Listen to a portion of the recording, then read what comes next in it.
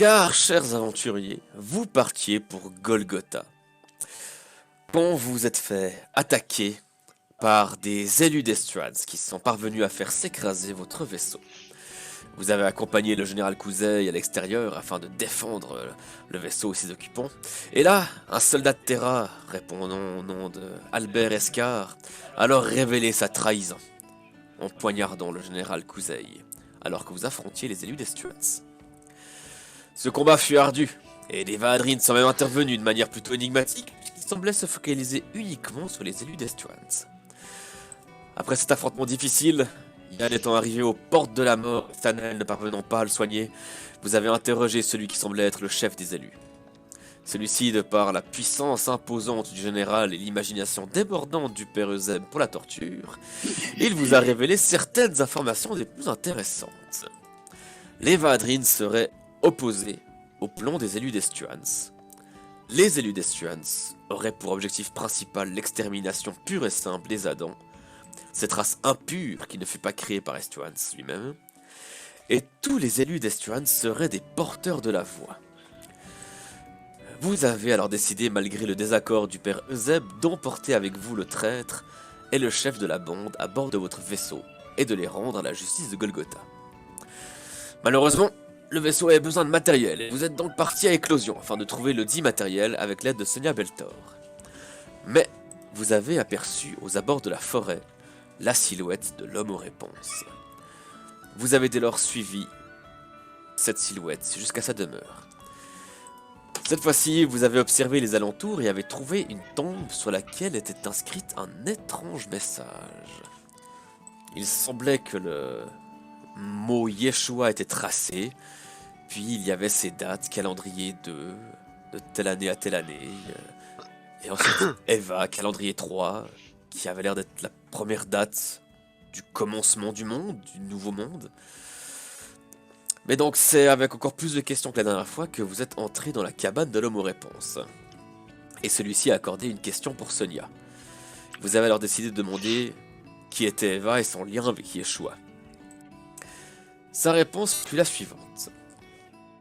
Yeshua serait le nom d'une enfant décédée lors du premier cataclysme.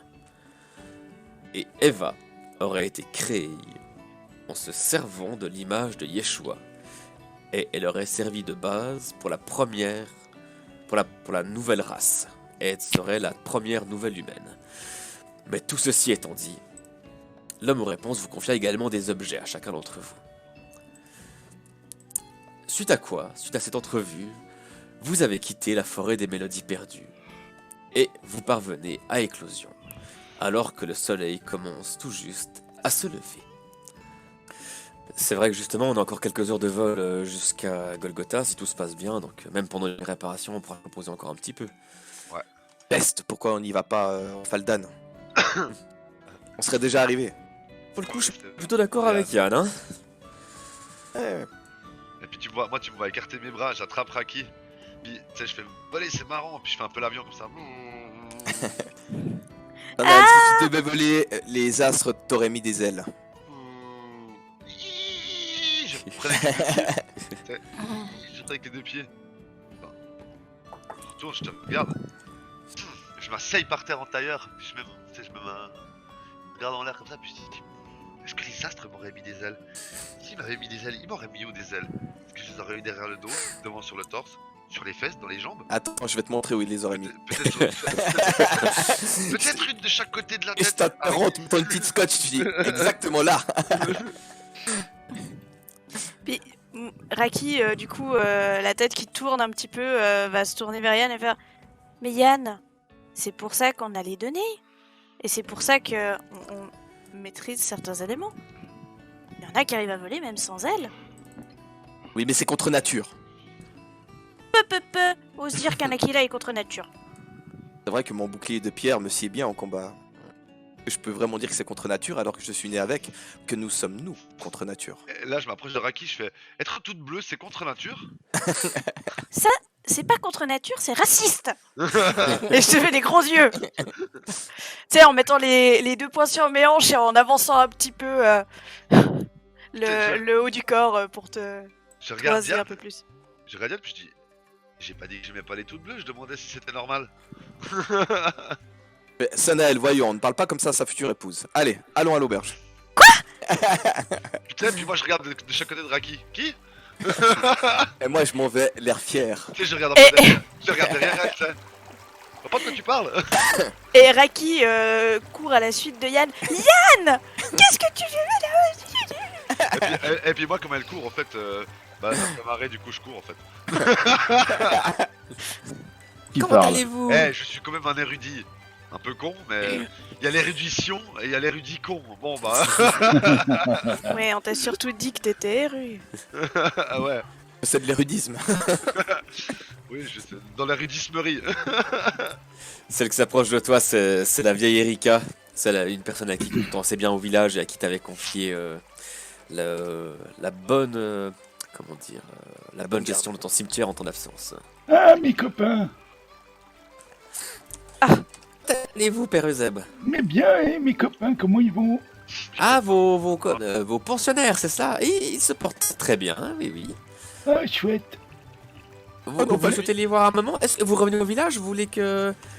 est-ce que vous avez fini vos aventures? Oh non, on va repartir, mais moi je vais aller voir les copains. D'accord, allez-y, allez-y. Ils se portent très bien. Ouais, génial, on a le jeune vieux. Et titi titi. Salut Christian, ça fait un bail. Je vais avec toi, mais je commence à parler. Heureusement que je vous connais quand même, parce que. Eh, mais si c'est pas ce vieux Pichard, comment ça va, Pichard? Non mais écoute, à la limite on peut faire les courses sans lui et puis on vient le rechercher après. On n'avait pas chargé le jeune Hector de rassembler du matos pour nous avant d'aller dans la forêt? Si, justement, ouais, vous aviez Oh, fait si déjà on l'a ça fait, tout, on est tout intelligent. ensemble. Donc, le matériel vous attend déjà Tout en pacte. à l'entrée, à côté du jeune Hector. Il nous manque juste Zeb. Bonjour Hector. Ah, rebonjour. Vous êtes parti en direction de la forêt? Pourquoi? Des champignons. Vie pressante. D'accord. Vous savez que vous ne montez pas très bien, hein. Oui, je sais. Mais d'accord. Et dites-moi, c'est vrai que vous êtes... j'ai cru comprendre que l'escorte royale en direction de Golgotha, il y avait avec vous le général Kouzaï? Oui. Ah, écoutez, si j'ose vous demander, la fin de mon tour de garde, est-ce que je peux venir avec vous lui dire bonjour? Ce sera un honneur de le rencontrer. Tourne vers les autres, les résistants. Alors, je ne sais pas si venir le rencontrer est vraiment une bonne idée, étant donné que nous essayons de nous faire discrets. Par contre, nous aider à transporter le matériel qui est certainement très encombrant et très lourd, je pense que ça devrait pouvoir s'arranger. Ah. On regarde avec un sourire. Oui, d'accord, bien sûr, je comprends. J'ai bien compris. Alors c'est volontiers si vous acceptez mon aide. Écoutez, Est-ce que avec... ça te bien sûr. convient, Yann? Oui, oui, sans problème. Le jeune Hector est quelqu'un de confiance, n'est-ce pas? Oui, tout à fait, bien sûr. N'est-ce pas? Salut des gardes de Terra. Et il te le rend valeureux, fier. À vos ordres, capitaine Estemarche. D'ailleurs, quelles sont vos volontés pour le futur? Une leçon. Eh bien, déjà prendre soin de ce village qui m'a vu grandir. Pour le moment, c'est un peu le seul objectif que j'ai, mais peut-être que si un jour je pouvais grader et devenir un gardien de la flamme, ou bien peut-être, qui sait, être un garde officiel de la capitale, ce serait un grand honneur. Essayez. Mais pour le moment, C'est la flamme de la statue qu'on avait vue, hein. c'est cela, oui. Ouais. D'ailleurs, Sonia, c'est pas du tout la même chose. Hein. Non. Non, Elle, a priori, elle, elle est aux ordres directs du général Sanael. Tu vois une silhouette Ici. ici. Sanael. Oui. Oh, Alors. une toute verte. Et qui Déplaçage. te regarde et en fait tu reconnais cette personne qui t'avait glissé un mot doux dans la taverne Ah oui. juste avant votre départ. Ah, mais c'est la toute bleue moins bleue. Puis tu entends juste dire mais qui voilà, ne serait-ce pas mon tout pâle? Oh, l'autre toute bleue. Et je cours et je la hug. Ah, tu vois qu'elle est un peu gênée, elle se laisse faire, mais ouais, elle te rend pas le hug. Mais Attends, elle reste droite, tu sais, comme un bâton. ah, c'est un peu ça. Alors, une fois que j'ai fini de la hug, je me recule, tu sais, mais je la tiens toujours du bout de mes bras, mais tendue, tu sais, reculée. Ouais. Comment ça va? Bien, très bien. Et toi donc, mon tout pâle, je te manquais déjà? Fais un clin d'œil. Et puis je suis un peu tout déconté. Je dis, oui, j'y réfléchis, est-ce qu'elle me manquait vraiment? Tu sais. Alors je sais pas si tu me manquais, mais en tout cas je suis content de te voir, ça c'est sûr. Très bien. Là, quand vous repasserez dans le coin, n'hésitez pas à passer à l'auberge. Puis je fais, Yann, Oui. on a le temps d'aller boire un verre à l'auberge? À qui? On a le Non. temps d'aller boire. Ok. Non. C'est là, je cours, je me mets là, tu sais. Et tant que j'en vois encore un peu de loin, je fais, tu sais, je fais, écoute, toute bleue, moins bleue que Raki. On n'a pas le temps maintenant, mais on viendra un jour. Puis je fais une explication beaucoup trop longue pour quelqu'un qui parle de loin comme ça, tu sais. Et ouais, au bout d'un moment, elle se retourne et puis vu qu'elle t'a déjà vu faire ça plusieurs fois, elle lève un pouce dans ta direction, toute souriante. Ah. Elle s'en va. Est-ce qu'elle s'en va en faisant un petit hand wave comme ça? Non, on n'est pas Oh. de handwave. non. Oh, Elle s'en va en claquant des doigts. oh, je file. Donc vous repartez, vous quittez encore une fois Éclosion. Les vents marins vous accompagnent et vous poussent dans le dos. Et le champ de la rivière aussi, là où je suis. Tout à fait. Vous voyez encore une fois le champ de fleurs sur votre droite quand vous descendez en direction du sud, qui s'étend à perte de vue. Vous vous souvenez peut-être de cette sensation que vous aviez à cet endroit. Oh oui. Et au bout de quelques minutes, quelques longues minutes, peut-être bien une heure, vous parvenez à la libellule vorace. J'adore ce nom. Eh, Captain Coucou. On a les pièces qu'il fallait. Je vais me tourner Alors vers- là, c'est moi qui fais une Ah, scotch à voilà. Sanaël. Merci. Je vais me tourner vers Raki et ton éducation. Je dis, ah pardon, Zezei ça aurait été mieux. Général, je m'excuse de l'appellation de. Et quand il de dit mon jeune général, second. je fais, c'est ça, c'est le général. Je me suis trompé, j'ai dit capitaine. T'as dit Capitaine Coucou. Oui, je sais, j'aurais dû dire général. Coucou, pardon, excuse-moi. Alors- Son grade m'était sorti de la tête. Mes yeux veulent dire Ça- je te tuerai plus tard. Et moi, pendant ce temps, je fais Sanaël, on va mettre une règle. Si tu connais, à partir de maintenant, si tu as côtoyé les gens moins d'une année, tu ne donnes pas de diminutif à leur nom.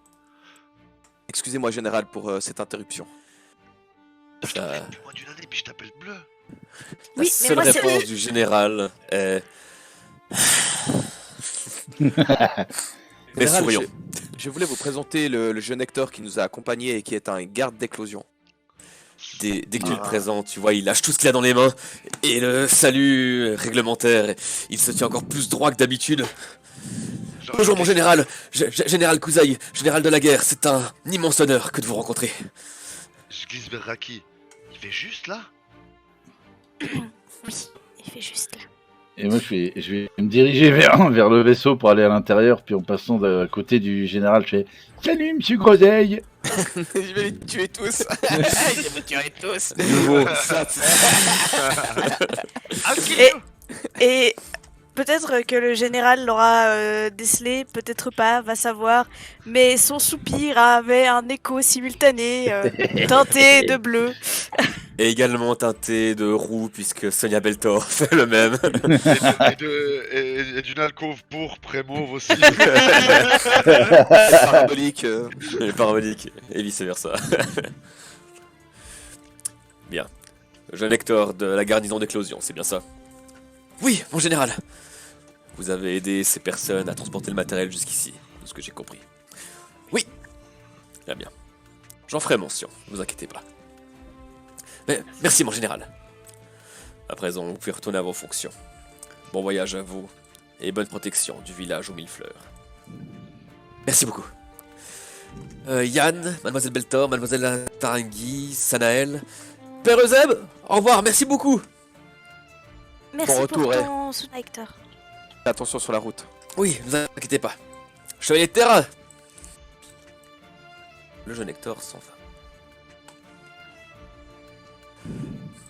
Puis la pilote du vaisseau sort également.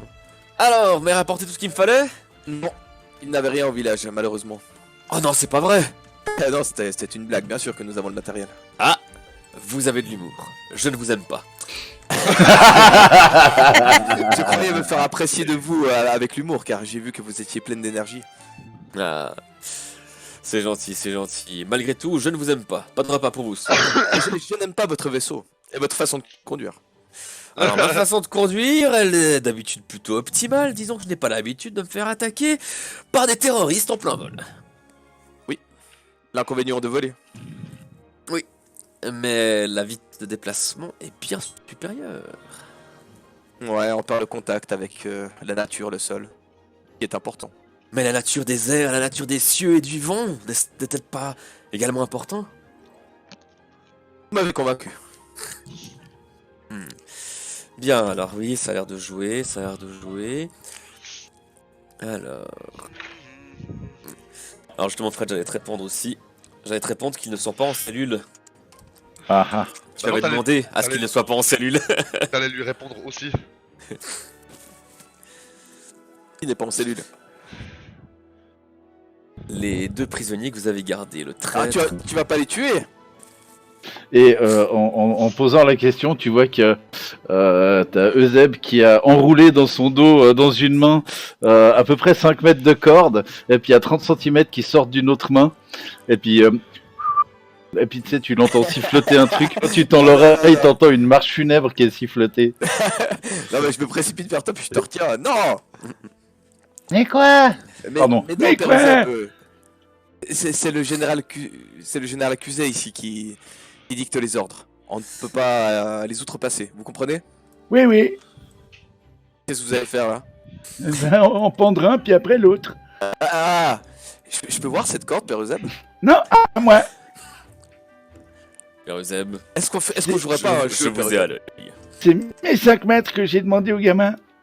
Père Euseb, si je fais plus de pompes que vous, j'ai le droit de gagner les cordes. Oui, ben allez-y, commencez, j'arrive plus tard. Non, non. Et donc, vous retournez à bord. Et donc, effectivement, vous retrouvez les deux prisonniers qui sont ici et ici. Et avec la proposition de Zeb, qui avait été acceptée par le général, sont mis à la vue de tous, mais surtout enchaînés à leur chaise. Bon, on vous informe que les réparations prendront à peu près 2 heures. Est-ce que vous faites quelque chose de particulier durant ces 2 heures? Oui, moi je Assuré. reste là. Je reste là, tu sais, avec toujours une main dans le dos avec la corde, avec le bout qui tourne, en train de siffloter une marche funèbre. Puis je regarde aux alentours, j'attends que les autres se barrent, puis je les regarde droit dans les yeux, toujours en sifflotant ma marche funèbre. Je viens m'asseoir ici. Et je tiens le Père Euseb à l'œil. Et je Et- sifflote avec lui. Et à chaque fois qu'il y a un tournoiement de la corde, ça fait dans la gueule de Yann. C'est ou pardon, ou pardon, ou pardon, Ouais, non, ou mais pardon. à la deuxième, Pardon. recule, hein. Raki et Sanael, est-ce que vous faites quelque chose de particulier, vous, dans ces 2 heures? Ah, je peux jamais être tranquille. Si c'est pas Sanael, c'est le Père Euseb. Pardon. Ah bah, bien bon, évidemment. À un moment, on va monter un coup de mot, ce sera Saint-Nazel, mec. C'est ça le 5ème cataclysme. C'est Sanazeb.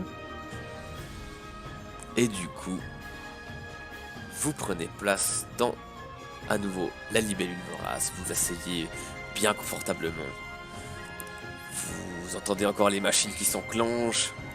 Vous voyez qu'à l'extérieur, les chaînes qui avaient été réparées maintenant, de nouveau, se détachent du sol, laissant les roches flottantes emporter l'embarcation vers le ciel. Et encore une fois, vous sentez la chaleur émaner de la salle des machines, qui vous pousse d'abord vers le haut, puis vers l'avant, en direction de l'ouest. Et Éclosion, donc que vous voyez un peu plus au nord, s'éloigne. La forêt des mélodies perdues également, et dans ses ombres, l'énigmatique homme aux réponses, qui vous a accordé un deuxième entretien, confié des artefacts. Vous voyez le champ de fleurs qui s'étale à l'horizon. Et c'est un peu comme un au revoir adressé à vous, mais surtout au Père Euseb qui a passé une grande partie de sa vie ici. Vous apercevez l'océan, et là-bas, loin au nord, il y a ces quelques terres aux couleurs émeraude qui invitent Raki à revenir peut-être un jour chez elle. Vous abandonnez les prairies du royaume de Terra, cette terre qui attend également ton retour, Yann, et vous dirigez vers l'ouest. Par-delà le cratère de Yeshua, vous contemplez les terres brunes de Xoan, là où Sanael a grandi. T'es pas là. Je suis partout. Bon, Monsieur Groseille, vous voulez que les prisonniers, ils soient en bonne santé, hein? J'ai compris ça, hein? Ben, regardez, il est pas l'eau là, il est pas l'eau. Ne vous inquiétez pas pour sa santé. Je m'en Mais occupe très très bien. On dirait pas. Sinon, vous m'aideriez à lui faire prendre l'air. Père Euseb.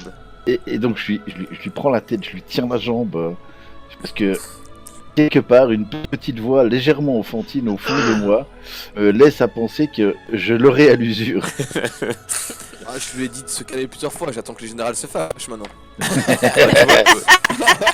Tant que le Père Euseb fait pas mine de faire autre chose, le général reste droit, stoïque. Ouais, mais c'est comme les petits chats, c'est comme les petits chatons, Père Euseb. Il va essayer là. Là, c'est chaud. Et toi Ouais. du coup Yann, est-ce que tu fais autre chose de particulier? Bah, je dois quand même sauver la face de notre groupe, elle a raison, Raki. Donc, je suis debout là, je me tiens à distance, je regarde ce qui se passe. Je montre au général que j'en ai pas rien à foutre qui lui casse les couilles. Mhm. Mais c'est lui l'autorité suprême, donc j'attends. Père Euseb, tu continues ton insistance? Ah mais moi tant que je peux, oublie pas, c'est un gamin de 7 ans. Hein. Ok. Alors... Maintenant, je me dis, mais le mec en face, il a sauvé le monde. Respecte-le, Père Euseb. Père Euseb, vous voulez vraiment qu'ils prennent l'heure? C'est ça? Oui, D'accord. Il t'agrippe par le code sang. Est-ce que tu te débats? J'attendais que ça, moi. Ah, je sens le popcorn là. Je le regarde, Viens voir. je colle mon nez au sien puis je fais toi, t'es un méchant. J'aurais tellement pas kiffé. Ah, je suis gêné pour Yann. Hein, dans... J'arrive, hein, je suis à vous tout de suite.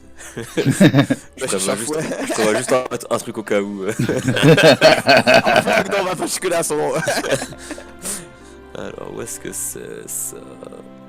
S'il te plaît, ne prépare pas le combat de tracker, ne prépare pas le combat de tracker. Parce que... Est-ce que tu sens qu'il commence à te soulever en te prenant par le col du vêtement? Est-ce que tu fais quelque chose de particulier? bah je bats un petit peu des jambes puis je fais T'es un méchant, t'es un méchant, t'es un méchant. Pour la forme. ah il est en Alors. forme. Oui. Tu tentes de résister ou non? Non comme je t'ai dit, je me contente de battre des pieds en l'air en faisant T'es un méchant, t'es un méchant. Alors vous voyez le général Kuzeï, un des 4 plus grands héros de Terra, Du monde. ramener un enfant dans un corps de vieillard, littéralement dans sa chambre. Il t'amène ici, il te pose. Non, ouais, il te pose quand même, il a quand même dû rester pour toi. Il te pose dans cette couchette, il s'en va et il ferme à clé. Et C'est tu mal es le tout seul dans ta connaître. chambre. Il va creuser un tunnel. Sacré spécimen que vous avez là, Kakora. hein. Et sachez que la partie n'est peut-être pas terminée, mon général. Je doute qu'il parvienne à faire quoi que ce soit maintenant qu'il est ici. Bataille de gagner, mais nous sommes loin d'avoir gagné la guerre. général. C'est très bien. Ah, je me suis délecté là. Et du coup, maintenant que tu t'es délecté, est-ce que tu fais autre chose de particulier? Je vais vers Sonia voir comment elle. Si elle a vu la scène, j'essaie de rigoler à mon cœur. Effectivement, vous étiez Sanael et Raki, vous êtes dehors et vous voyez de plus en plus l'île, la grande île où se trouve Golgotha qui s'approche. Et sous vos pieds, et donc sous le sol de la libellule vorace, le grand pont de l'Est qui défile. Et le père Euseb, lui, est enfermé dans sa chambre. Pendant que Yann, lui, taille le bout de gras avec Sonia autour d'un bon verre de vin rouge. Vous contemplez ce pont, qui est une immense œuvre fabriquée de la main de l'homme, permettant de rejoindre Golgotha. Et enfin, quelques heures plus tard, vous y voilà. Vous apercevez les immenses tours de marbre qui reflètent la lumière du soleil sur l'île au centre des nations. Vous voyez ces immenses avenues aux dimensions absurdes qui se dirigent toutes vers le centre de la ville, là où se trouve le dôme des avenirs, là où sont tenus les conseils et les décisions qui changent la face du monde. Et ainsi, vous arrivez à Golgotha, capitale du Grand Conseil mondial et cœur du monde civilisé.